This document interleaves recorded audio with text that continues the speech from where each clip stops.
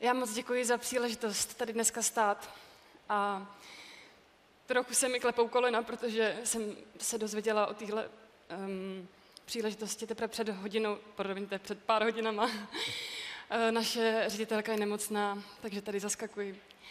A chtěla bych jménem celého našeho týmu moc poděkovat panu řediteli a taky projektu Nova pomáhá, protože tohle je pro nás obrovská podpora. Náš velký dík patří také Viktoru Taušovi a filmu Amerikánka, protože bez nich by naše osvěta neměla zdaleka takový dosah a tak úžasné výsledky.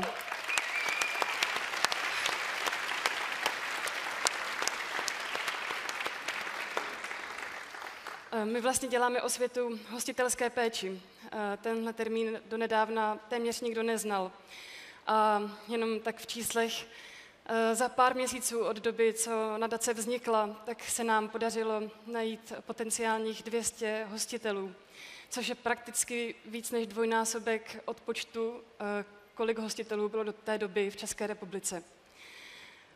Tak bych ráda...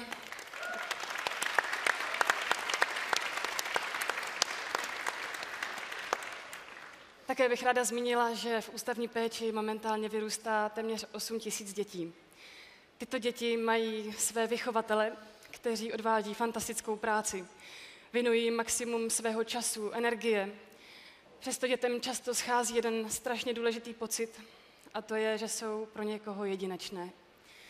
Že jsou výjimečné a věřte mi, že tyto děti velmi často opravdu potřebují, aby v ně někdo uvěřil a teprve potom jsou schopni uvěřit sami v sebe a najít svoji vlastní cestu.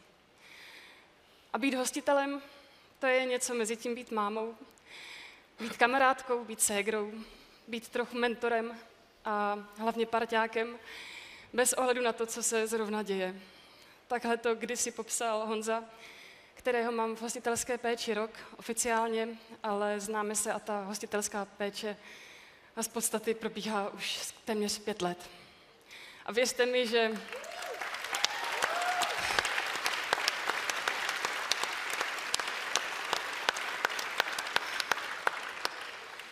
mi, že i těch pár hodin týdně, protože v hostitelské péči není nikde psáno, kolik času s dětmi máte trávit.